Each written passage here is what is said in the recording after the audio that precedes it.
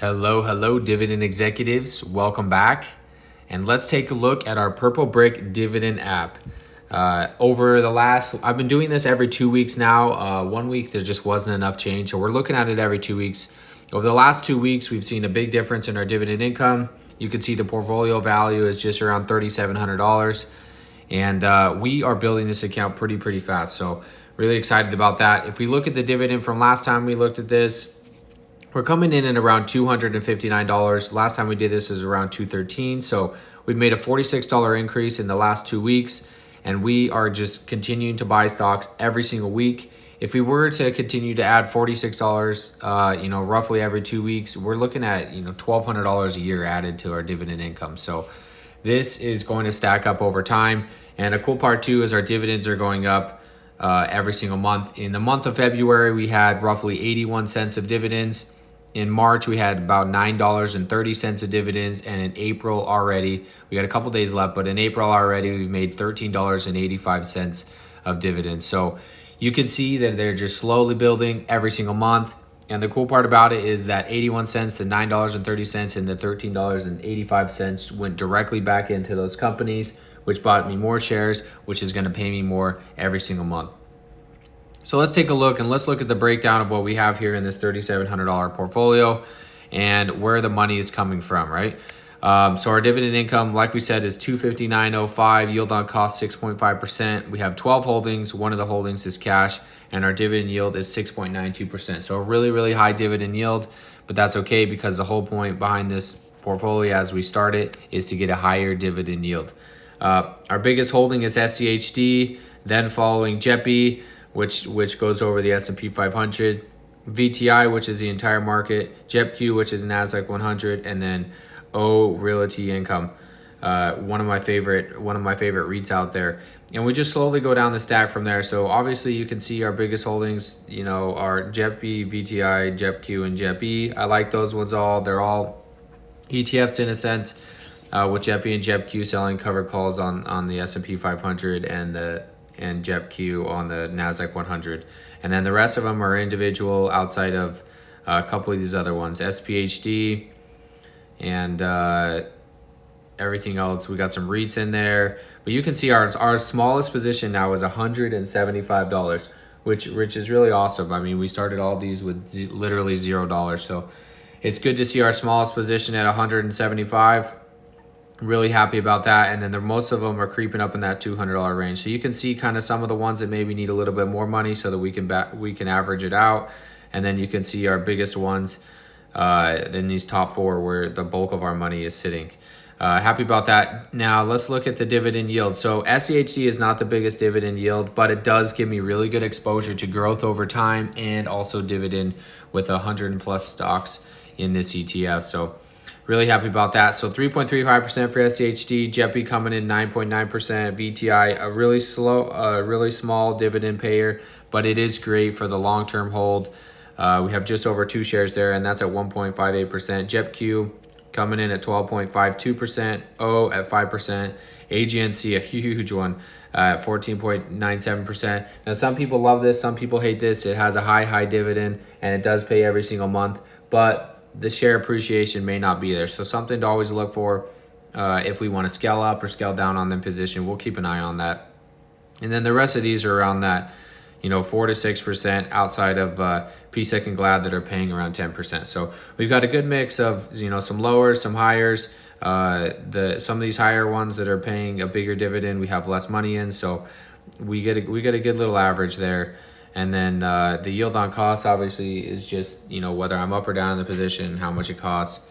But yeah, so that's the total value in all of our stocks in the $3,700 portfolio. Gives you a sneak peek into it. So let's take a look at the dividends and where they're coming in and who's our big payers. And you already saw where the dollar amounts are. So let's take a look at where we're actually receiving the money. So JEPQ is our biggest payer, and this is paying us $50 a year. JEPE is paying us $42 a year. AGNC $38 a year. SCHD $24 a year. PSEC $19 a year. GLAD $18 a year. And then so on, so down the stack. You can see even VTI, even though it's one of our biggest holdings, it's only paying us $6 a year. So definitely not a big dividend payer there. but that's okay. And SHD, you know, we, even though it's got the most money in it, it's still only paying $24. So that's why we kind of have a mix of both the high yield and the low yield, because we want some share appreciation, of course, but we also want to get our dividend income to $100 a month. And I think we're on a really good track. So, you know, obviously we started at 0. Now we're looking at $21 a month, roughly. This is taking an approximation of the dividend out now, and then that's obviously forecasting throughout the year. So $21 a month. Really like to see that number. We're getting pretty close. I mean, we're a fifth of the way already. We are sitting at the end of April, so we still got to be guns blazing to get this done.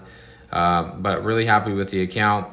If we look at April, let's look at May. So May coming up. April is going to be a little bit off because as we buy stocks, for some reason it retroactively goes back and acts like we got paid more. So like for example, JEPQ, we didn't actually get paid $4.16. We got paid in the $3 range. But as we've continued to buy positions throughout the month, but it is a good forecasting tool. So if we look forward to May, as long as we hit these ex-dividend dates, and what I mean by that is, so you can see here, the ex-dividend date is May 3rd. So we've got to buy shares before May 3rd if we want to get hit on JEPQ again, or May 3rd on this. AGNC, April 27th, which is, yeah, so that's coming up. We would have to buy those shares as of today if we wanted to add anything to AGNC to get paid out for next month.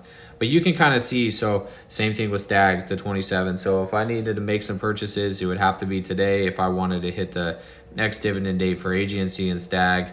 A couple of these are going to be like that, and then as the dividends come in throughout the month, you'll have a little bit more time to buy those, like for example this one. So we have all the way till May 24th to add to that one.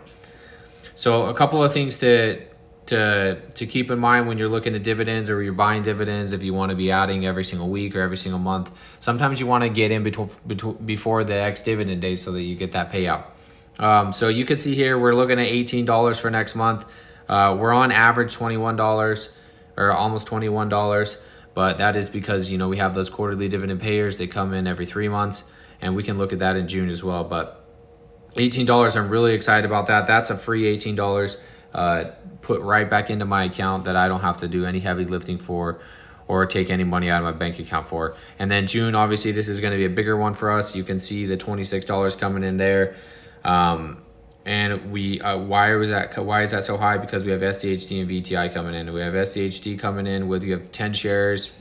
The estimated payout right now is 60 cents a share. We have all the way till June 20th or before June 20th to get money in to hit that dividend. So we'll continue adding to that. But yeah, that's a big one. So $6, that's kind of crazy to see. And then VTI $1.64, and then obviously the rest of them continuing to come in. So that's a forward look into June. This is going to continue to build every single month and every single week, actually, as I continue to add money to the account. But May is looking really good already at 18. Would love to see it come in around 20. Would be great. That add $6 or $7 to our dividend income from this month. So if we can try to add between $5 and $10 a month, really I would be really excited about that.